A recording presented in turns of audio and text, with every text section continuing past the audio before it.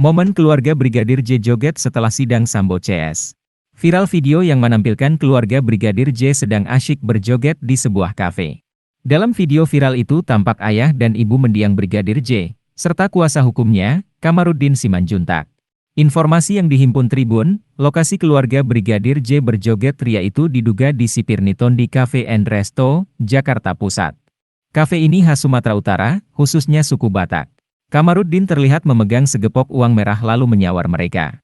Video yang viral yang beredar di media sosial diberi keterangan setelah sidang Sambo.